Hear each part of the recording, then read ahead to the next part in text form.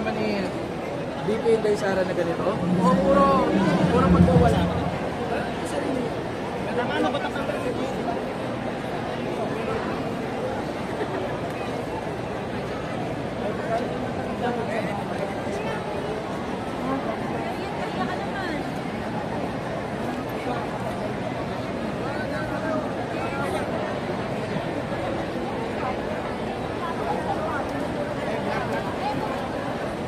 Sir, pwede ka ba ma-interview? Pwede ka ma-interview, sir? Sige. Ayan. Sir, ano pong pangalan nila? Arnel Indaya. Sir Arnel po? Ayan. Sir Arnel, ano pong masasabi nyo ngayon na mahahawakan nyo na yung titulo ng lupa na matagal nyo na hinintay? Ay, talagang napakalaking pasalamat kami sa ating Pangulo dahil siyempre, sa katulad namin na hirap sa makabayad sa ganung klase ng lupa ngayon ibigay sa amin, talagang hindi lang masaya, talagang masaya na mapapasamin na yung aming lupang sinasaka. Dahil sir, ilang years totally po yung hinintay nyo para mapasain nyo yung lupa? Parang siya mahigit ng 20. Mga nasa 20 years din po. Grabe, ang tagal din sir, no? Tagal. Pero ang kinaganda kasi ngayon, yung mga pagkakautang sa government dahil dyan sa titulo ng lupa, mabubura. Dahil dun sa batas na pinirmahan ni PBBM. Sir, ano pong mensahe nyo sa ating mahal na Pangulo?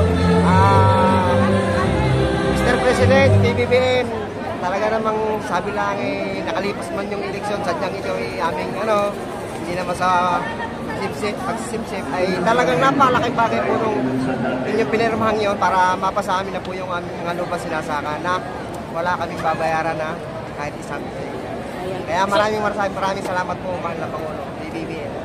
Ayan sir, may tanong lang po ako, bali naging maugong po kasi sa social media yung pagbabanta po or yung threat sa buhay ni PBBM. Ano pong reaksyon nyo dyan sir? Siyempre, parang namang dahil hindi ko alam kung makakaramdam ng galit ba o pagtatampo sa kanila dahil siyempre, ipinoto ng tao, dapat sila ang huwaran, dapat hindi sila nagkasalita ng mga ganon, dapat magkaisa sa sambayan ng Pilipino para sa ating tagumpay lahat, hindi yung makakarinig ang sambayan ng ganon, di ba, parang pantana yun assassination plot pa naman, parang ganon, dapat ang focus nila kung paano natin mapapaunlad ang ating sarili at ang buong Pilipinas. Yes, opo, tama. Pagpaplano sa gobyerno ng maganda, hindi yung ganyan. Imbis na magkaganon, magtulungan na lang, sir. Magtulungan, sana. Sila yung talagang matataas na tao na inihalal para maglingkod. Maglingkod, tumulong sa tao. Tapos gano'n ang marinig. Ano mangyayari sa Pilipinas, di ba? Opo. Ayan, sir. So, maraming salamat, sir. Kalawan man. Thank you. Sa Pilano. Taga-saan po kayo? Sa Tangtangina, Kapilala, Quezon. Sa Biaya kayo? Candelaria. Mami, ano po sa pagdaramdam nyo? Kasi ngayon ay hawakan nyo na po yung titulo po ng lupa.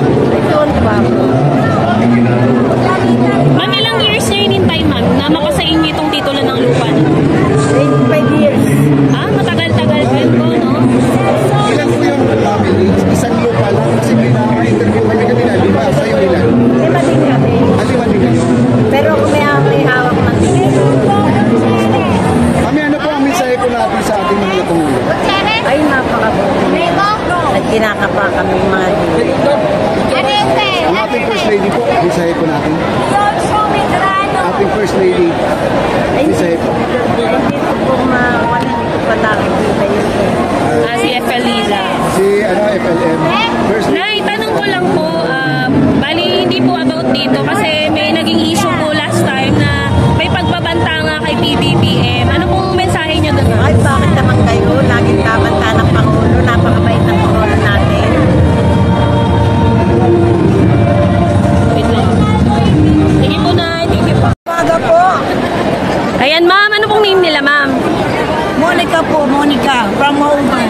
Ayan, Ma'am Monica. Bali, ngayon nga marireceive nyo na po yung pinakahihintay nyo na titulo ng lupa. Ano pong masasabi nyo, ma'am, sa ating presidente? Proud na proud po ako sa ating presidente dahil sa tagal-tagal ng panahon ay ngayon ko lang. 2008 ito nung i-release sa amin yung titulo titulo at babayaran pa, pero praise the Lord at na Kumbaga wala na kayong babayaran po, no? Kaya bali 5 titulo sa mga anak ko yun. Kung yun ay tutuusin, nasa 150,000. Ay napakalaking bilang isang magsasaka, napakalaking Tulong po, no? tulong po sa amin para yun ay Bali, total ilang years yun exactly, Nay? sino? Yung titulo, yung hinintay niyo po na makamit niyo yung titulo? Yung po ay kuna namin ay 2008. Pero yung pagkabitay namin ay ako po'y dalaga pa. Matagal na talaga. Ako yun, noong 2074-75 na punta rin ang aking mga magulang. Tapos ay sinukat. Ay nai-release naman po yung titulo nito lang 2008.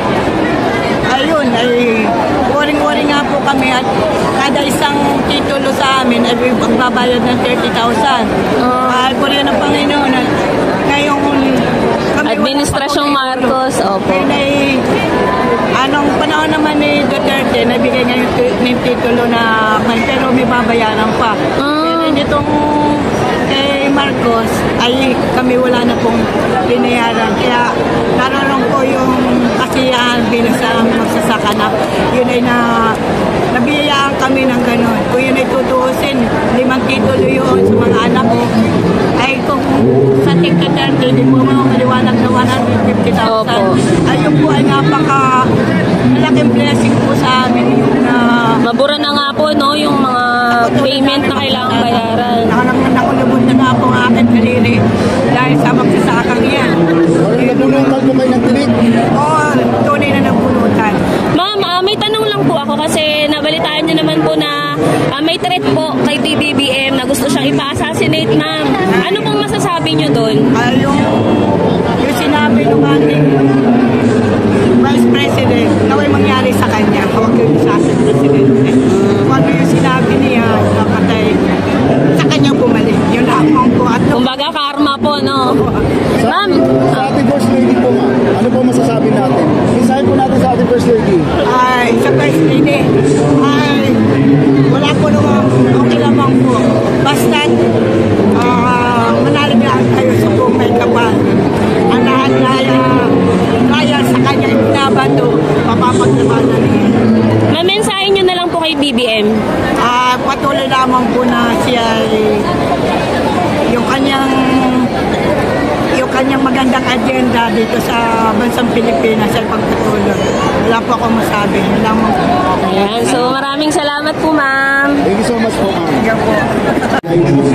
Ayan, nagdi-distribute sila ng titulo na. Napakaraming tao dito ngayon, mga kababayan.